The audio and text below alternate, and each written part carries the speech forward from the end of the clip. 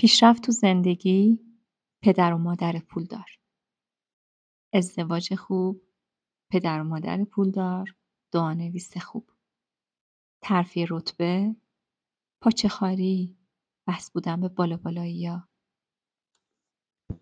عزیزم، هیچ کدوم از اینا واقعیت نداره. اگه در زندگی احساس موفقیت و رضایت نداری، همش تقصیر آسیب‌های دوران کودکیه.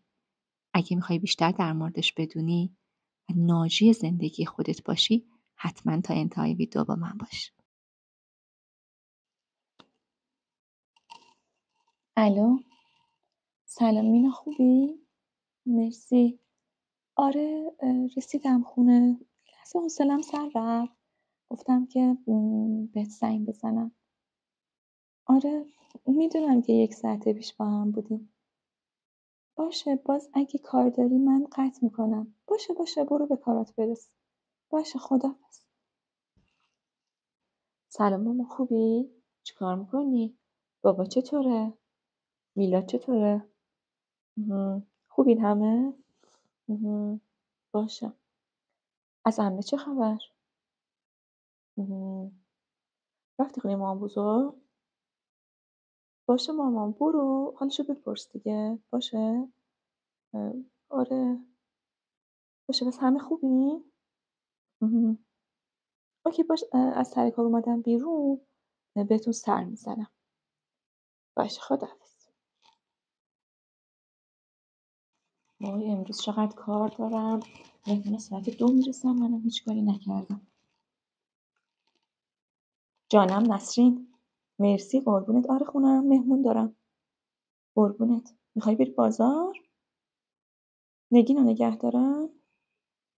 آره باشه، اشکال نداره، بیارش. مهمونی رو نه میندازم فردا، مشکلی نیست. آره بیارش، اشکال نداره. تروما و آسیب چطور شکل میگیره؟ وقتی که یک کودک و یا نوجوان توسط مراقبینش و یا پدر و مادر به صورت مکرر مورد تحقیر، سرزنش، آزار، عدم حمایت و یا حمایت بیش از حد قرار میگیره، به مرور 3 باور وحشتناک درش شکل میگیره.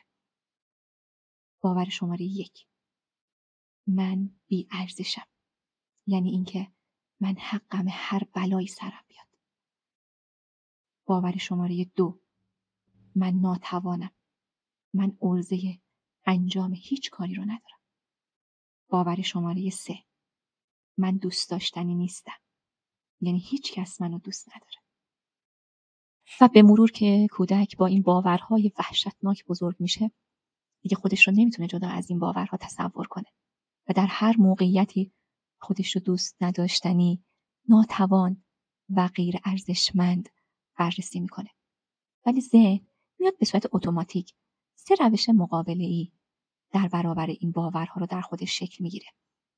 روش اول: تسلیم. باورها رو باورش میشه و مطابق با اونها رفتار میکنه. من ارزشمند نیستم، من دوست داشتنی نیستم، من توانمند نیستم. روش دوم: اجتناب.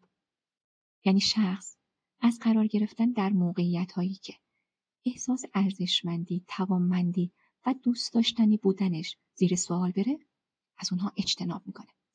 سعی میکنه در جمع‌ها حضور پیدا نکنه. سعی میکنه سر کار نره و برای اینکه جای خالی این موارد براش پر بشه، بیشتر احتمال داره که به مواد مخدر گرایش پیدا بکنه.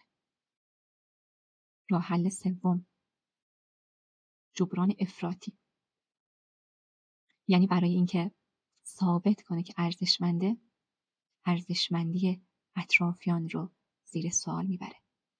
برای اینکه احساس توانمندی رو در خودش ایجاد بکنه، با فشار و تنش خیلی زیادی فعالیتاشو انجام میده و به خودش خیلی سخت میگیره.